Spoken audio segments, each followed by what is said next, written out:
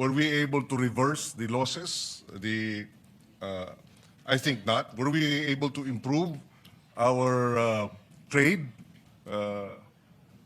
direct investments, etc.? I would say not so. Not as robust in terms of other countries. So therefore, may plus minus din po, Mr. President. Well, let me answer that in two ways. First, I appeal to the records. We had more trade than during the Aquino administration. More bananas, other fruits were allowed into China. The tourism went up. First time in our history, lumaban yung dami ng Chinese versus dumami ng Japanese. And then yung hindi nakakapangisda, your staff, I have my support staff, you have your support staff, they can Google it. President Duterte announced that our fishermen can fish. Hindi lang pwede sa loob ng lagoon. And pati yon meron dahilan because spawning grounds yon eh. So hindi dapat mag-fish dun sa loob. Long story short, hindi nakakapag-fish nun. Did we gain? That is now the challenge of the Marcos administration. And that's why I have not commented whether I'm for or against because his national security knows more of what's happening on the ground. And ongoing pa yung kanilang strategy.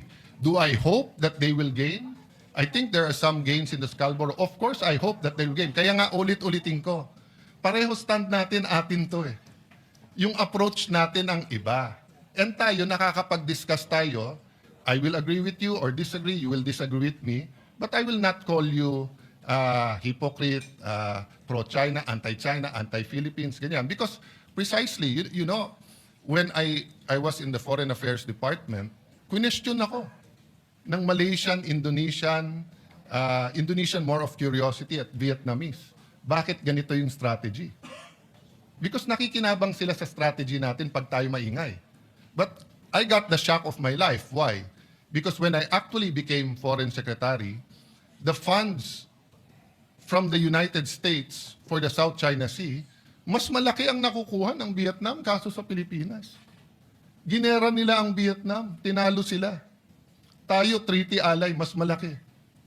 Ang before the administration of President Duterte, binigyan ng same kind of ship or seacraft ang Taiwan sa Pilipinas. Yung sa kanila may weapon system, may communication system, sa atin walang weapon system. So Mr. President, what I'm saying is that pareho tayo ng stand. Pareho natin mahal ang Pilipinas, pareho natin gustong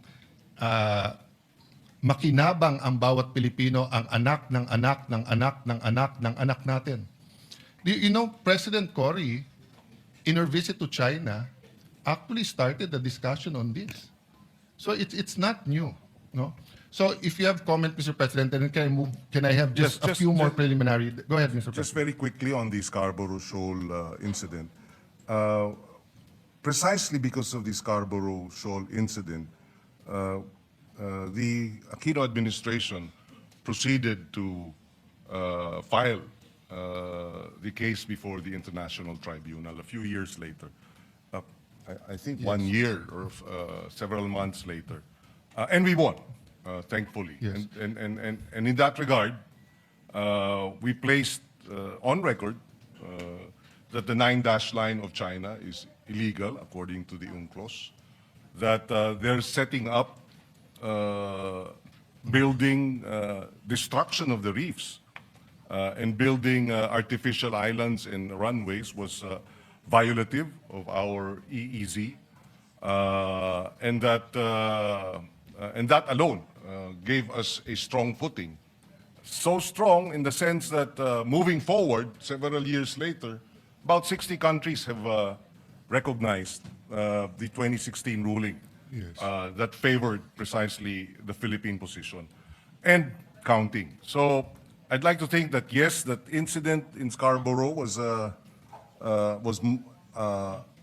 most unfortunate that it led to that, but because of that incident, we, as a smaller nation, decided that the way to addressing the challenge of a bigger nation more powerful nation is by way of the rule of law, by international law.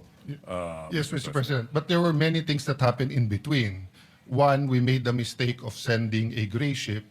Number two, if the records I read is correct, we made the mistake of relying on back channeling and an alleged, until now, walang confirmation o denial, kung totoong nag-mediate ang Amerika at sinabing pag umalis yung ships nyo, aalis din yung Chinese ships, umalis yung ship natin, hindi umalis yung Chinese ship. So I leave that to history to judge. But one question on the arbitral ruling. Is it a total victory o meron din parts na nagka-problema tayo? Well, there is this concern that, which was already raised previously, that because the Kalayaan group of islands is not within the EEZ rather, then it creates some questions regarding our sovereign rights and sovereignty over the KIG. But it can be argued that in the same way, for example, Guam is not within the EEZ of the United States, it is still U.S. territory. Medyo exhaustive naman po ang inyong talakayan ni Senator Marcoleta. I'll just try to summarize it in one line. Yung nangyari kasi doon, claim natin na China cannot claim a group of features as one unit that, what's the right word, that generates entitlements and rights, di ba? But tayo, claim natin yung KIG as a group. That's why last minute lang nalaman nung lawyer natin.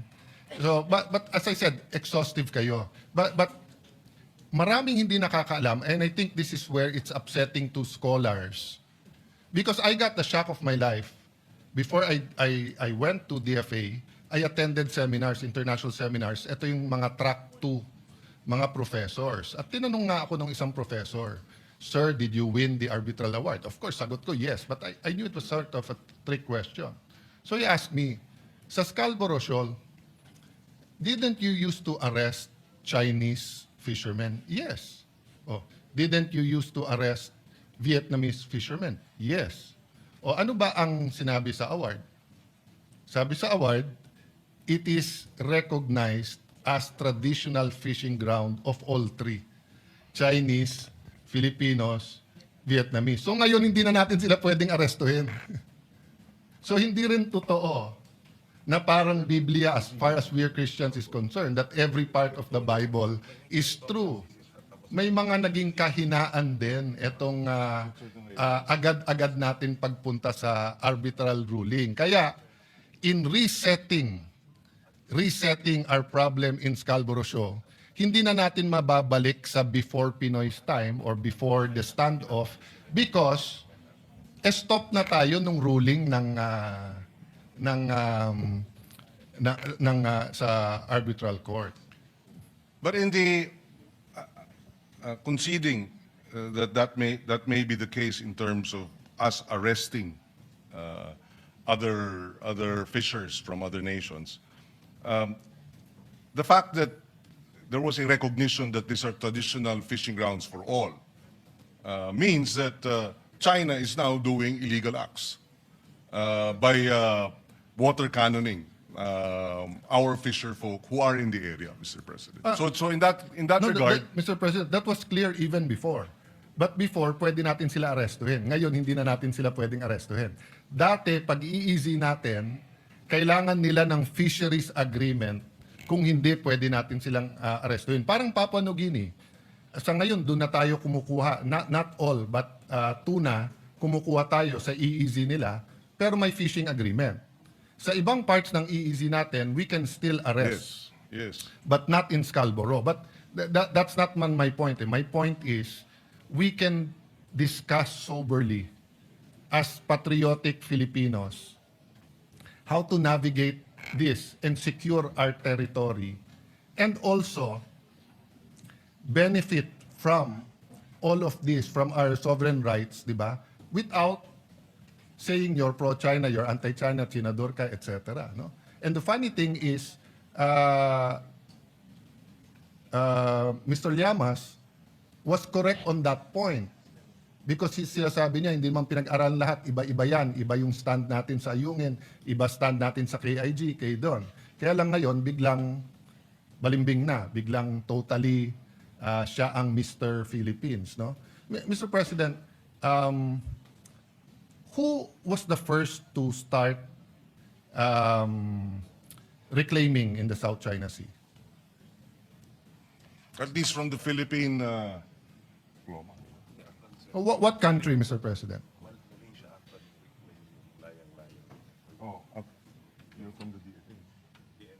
Yes, our DND resource person says that it was Malaysia Okay. that started claiming. No? Okay.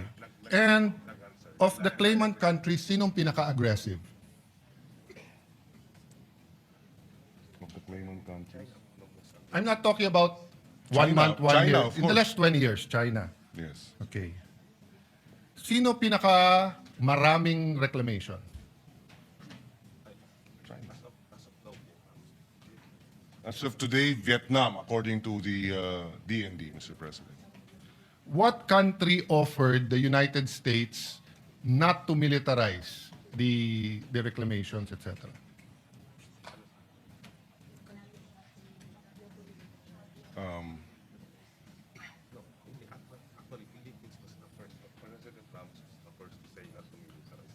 Ramos. Yes, according to our resource person, it was President Ramos who first requested not to militarize the area, Mr. Okay. President. Not bad yung taga-DND, sir. You got 1 out of 4 questions correct. Not bad. The first to reclaim was Vietnam. The most aggressive to reclaim and most islands is Vietnam. Yes, that's correct. The most aggressive is Vietnam. The country to first propose to President Obama not to militarize na hindi tinanggap ng American government is China. President Xi was still vice president there. It's recorded in many, many books. I recommend you read yung kay Mahubani